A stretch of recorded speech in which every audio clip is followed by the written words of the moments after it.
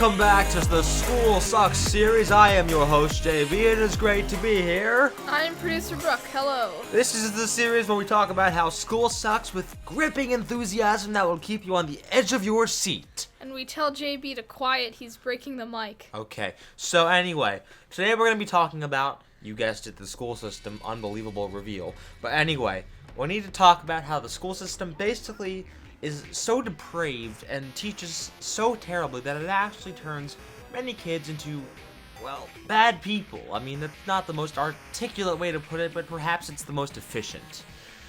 Yeah, school doesn't exactly teach the best morals. Exactly. I mean, they'll emphasize things like critical thinking, responsibility, kindness, persistence, yada yada yada. But then when you look at how they put that into action, there's quite a lot to be desired. And then there's some stuff they don't even mention at all, like being humble, which is not a thing they mention. Or the importance of family.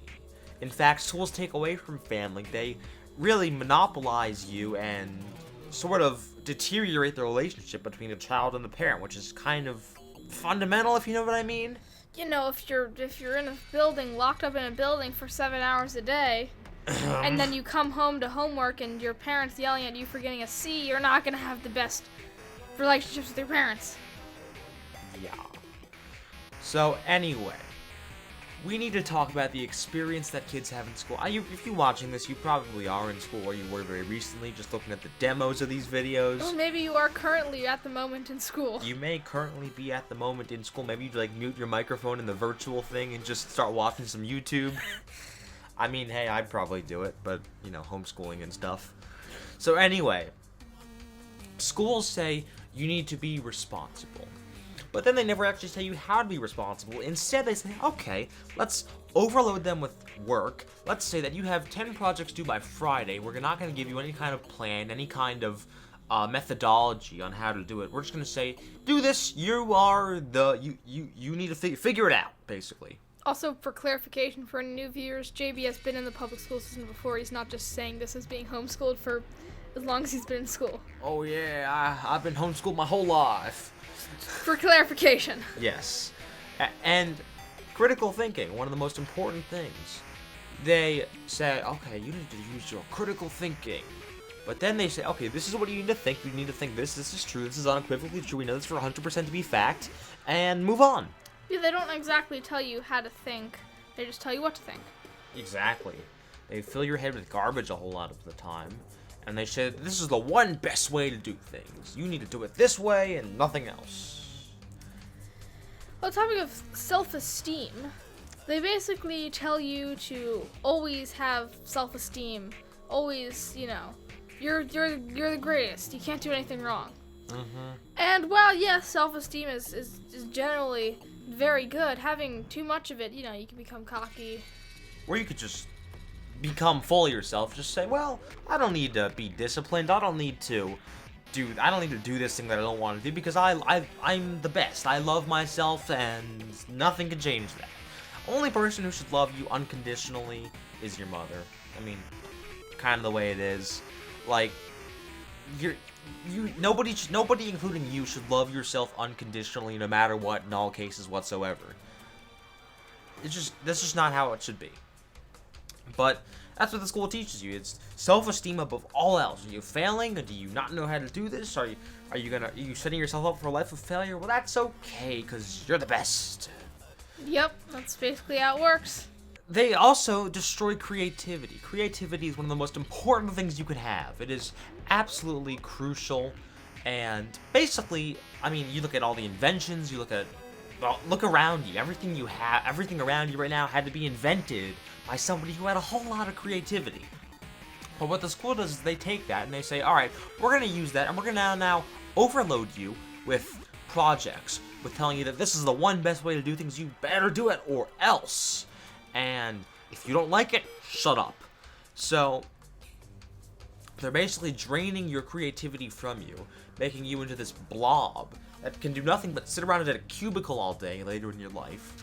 And you're going to get depressed. You're not going to be you're going to be a very unhappy person, and you might not even be a good person, depending on how things play out. But, it's just, I mean, it's just a complete recipe for failure. And I mean, so I guess some people manage to escape it, but the vast majority of people are just depressed. You know, they're depressed. They're unhappy. They hate school. They hate the experience. And I mean, you look at the whole bullying thing. You look at what's happening right now. It's whew. Another thing is it makes you antisocial and just like not a nice person to others. Because, well, you don't really get to talk to your friends or anyone in class most of the time. And then, you know, in elementary school you'll have recess and lunch, but in middle and high school you don't have recess.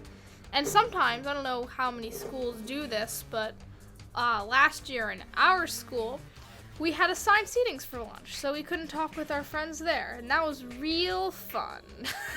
Uh-huh. It was great. And, yeah, it was amazing. Yeah, and if you talk louder than like a whisper, then you're gonna have some whistle blown and be told to shut up. Save it for recess. Oh wait, you don't have recess, so you're not socialized properly, especially when you factor in the whole broken families thing that schools, in my opinion, have contributed to. But you're not socialized in any way. And it's not like you're that absolute individual you're ready to take on the world, because you're not ready for that either. You can't be the absolute individual ready to take on the world and that knows how to do everything, and you can't be part of society. So it's a lose-lose. You're not either. This is a complete recipe for disaster.